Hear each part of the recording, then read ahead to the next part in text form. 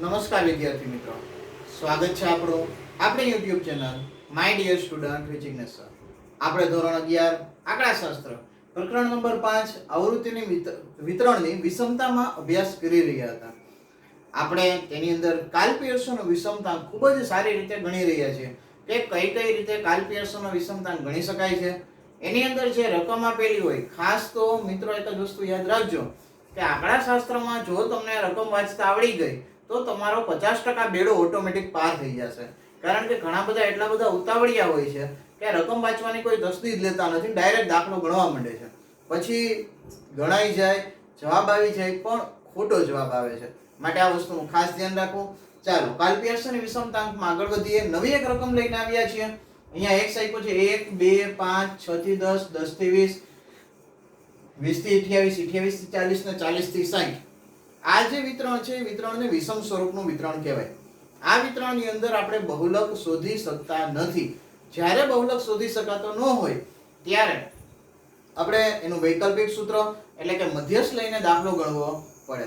તો ચાલો સૌપ્રથમ પહેલું કામકાજ કરીએ, મધ્યક માટેની ગણતરી. તો પહેલા મધ્ય કિંમત શોધી. તો 1 ની મધ્ય કિંમત 1, 2 ની મધ્ય કિંમત 2, 5 ની મધ્ય કિંમત 5. ઈ જેટલી હોય એટલી ને એટલી લખવામાં આવે છે, એમાં કોઈ ફેર કરવામાં આવતો નથી. 6 ને 10 16 ભાગ્યા 2 એટલે 8, 20 ને 10 30 15, 20 ને 28 48 એટલે 24, 28 ને 40 68 એટલે 34, 40 ને 60 100 એટલે કેટલા થઈ જાય? 50. એટલે કે અવળી આ કિંમત આવી ગઈ. ત્યાર પછી ડીઆઈ ધારી લઈ. વચ્ચેની સંખ્યા એ તરીકે ધારી 15 ને, એટલે કે 0. 8 માંથી 15 જાય તો 7, 5 માંથી 15 જાય તો 10, 2 માંથી 15 જાય તો 13 ને 1 માંથી 15 જાય તો કેટલા બચે? 14 બચે છે. એ જ રીતે નીચે 24 માંથી 15 જાય તો 9, 34 માંથી 15 જાય તો 19, 50 માંથી 15 જાય તો કેટલા બચે? 35 બચે. અહીંયા કરી નાખ્યો આપણે ડેશ. મધ્યક માટે જરૂર પડે છે FD ની, એટલે કે FI અને DI ની. FI અને DI નો ગુણાકાર 14 તેરી 42, 13 ચોકુ 52, 10 દાન 100, 23 સત્તા 168, 7 ગુણ્યા 0 તો 0, 26 નવા 234, 15 ગુણ્યા 19 285, 12 ગુણ્યા 35 420. પ્લસ વાળી સંખ્યા જે છે આવડી આ ત્રણેય સંખ્યાનો સરવાળો કરવામાં આવે એટલે મળે છે આપણને 939. માઈનસ વાળી ચારે ચાર સંખ્યા છે, આ ચારે ચાર સંખ્યાનો સરવાળો કરો એટલે આપણને જવાબ મળે છે -355. 939 માંથી 355 બાદ કરવામાં આવે એટલે આપણી પાસે બચે છે 584. તો આપણે મધ્યક માટેનું મટીરીયલ તૈયાર થઈ ગયો. પહેલું કામકાજ કરવાનું, મધ્યક શોધી નાખવાનું. તો મધ્યકનું સૂત્ર x બાર બરાબર a plus sigma fi di ના છેદમાં n.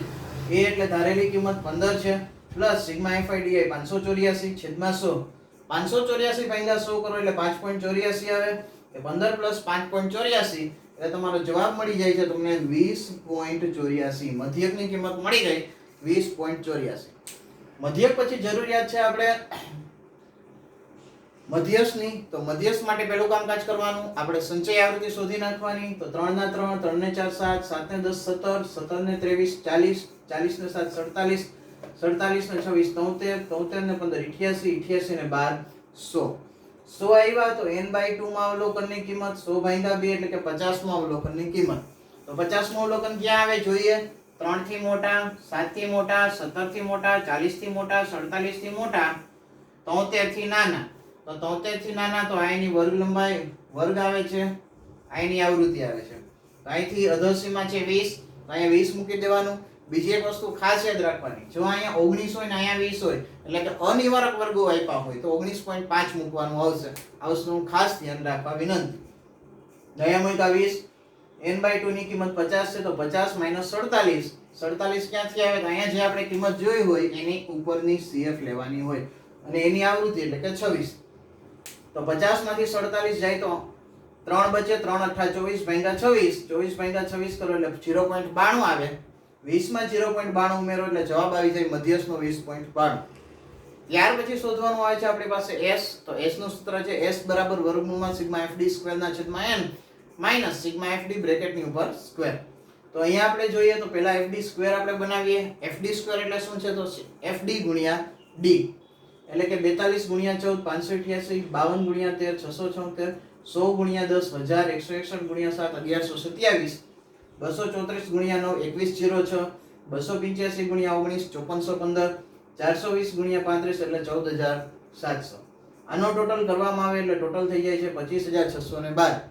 હવે આપણે સૂત્રમાં કિંમત મૂકી દેવાની 25,612 ના છેદમાં 100 માઈનસ 584 ના છેદમાં 100 કૌંસની ઉપર વર્ગ.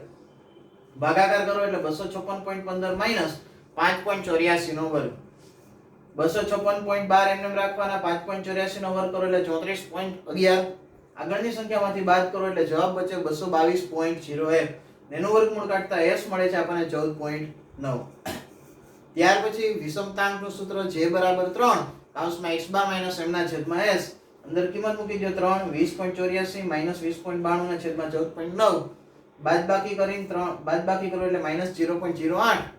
3 હારે ગુણાકાર કરો અને 14.9 હારે ભાગાકાર કરીએ એટલે જવાબ આવે છે માઈનસ 0.016. એટલે કે અપ્રોક્સિમેટ લગભગ જવાબ કેટલો કહેવાય 0.02.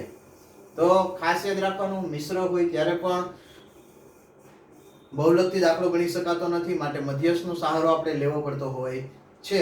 આશા રાખીશ કે આ મેથડ ક્યારે કરવી, કેમ કરવી એના વિશે આપને સમજણ પડી ગઈ હશે. ધન્યવાદ.